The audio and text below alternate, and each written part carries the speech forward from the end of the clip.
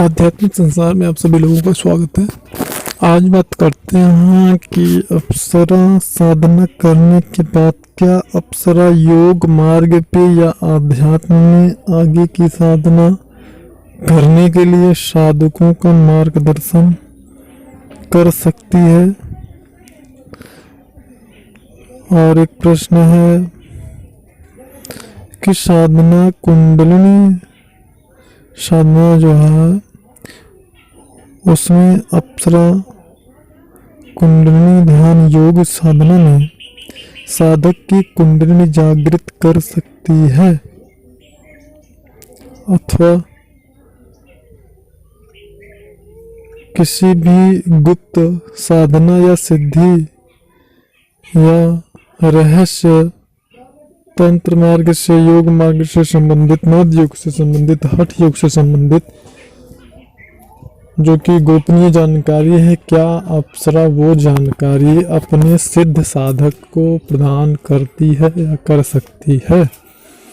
इस विषय में जानकारी के लिए लास्ट तक बने रहिए।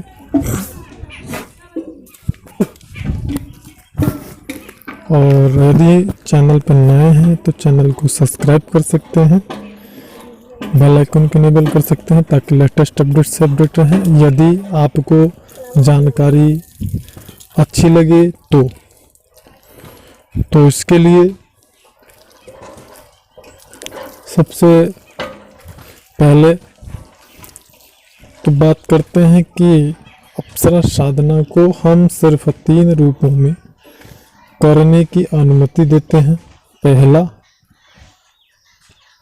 मार्गदर्शक, दूसरा मित्र और तीसरा प्रेमिका।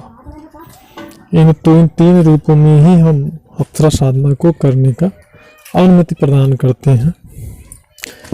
और अब जैसे कि हमने कहा मार्गदर्शक, तो मार्गदर्शक का तात्पर्य यह होता है जो किसी भी क्षेत्र में, खास करके वह जिस क्षेत्र से संबंधित है या जिस क्षेत्र में आपको उस शक्ति से, उस व्यक्ति से, उस शख्स से आपकी जान पहचान हुई है, कम से कम उस क्षेत्र में वह आपका मार्गदर्शन करने की क्षमता रखता हो।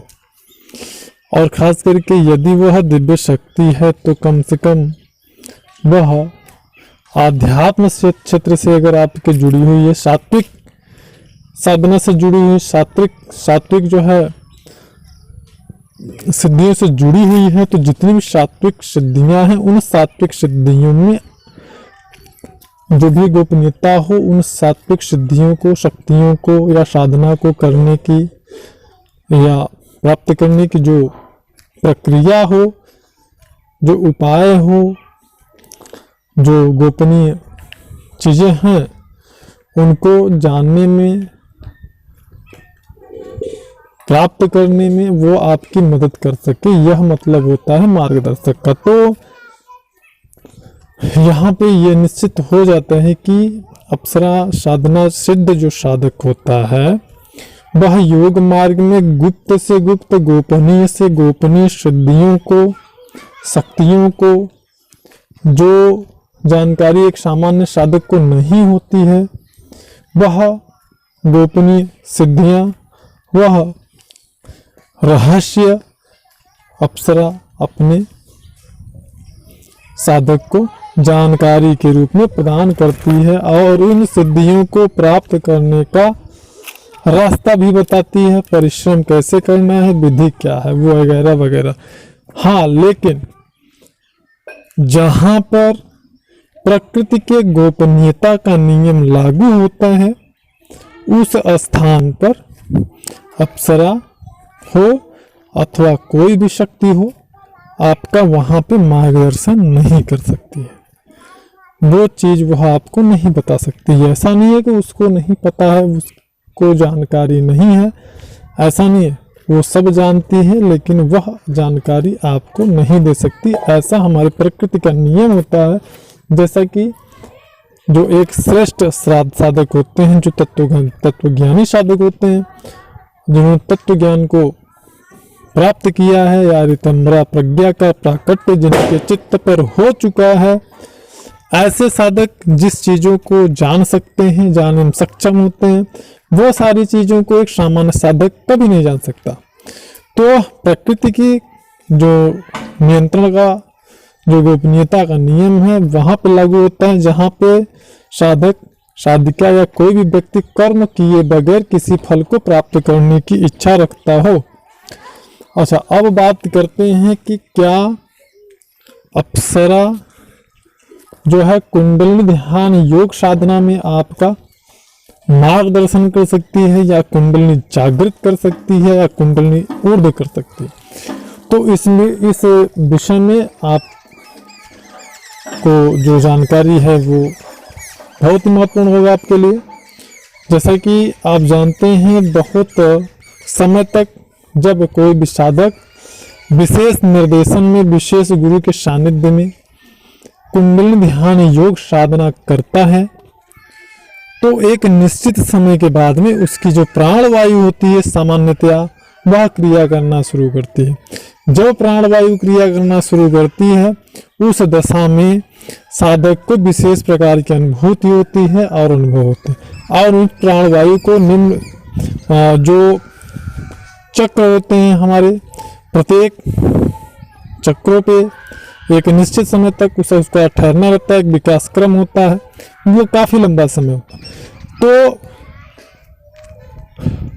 ऐसा नहीं है कि अप्सरा जो है वो आपकी कुंडलिनी ऊर्ध्व नहीं कर सकती है, या जागृत या फिर जागृत नहीं कर सकती है, लेकिन उसके लिए आपकी अवस्था जो है वो उपयुक्त होना चाहिए।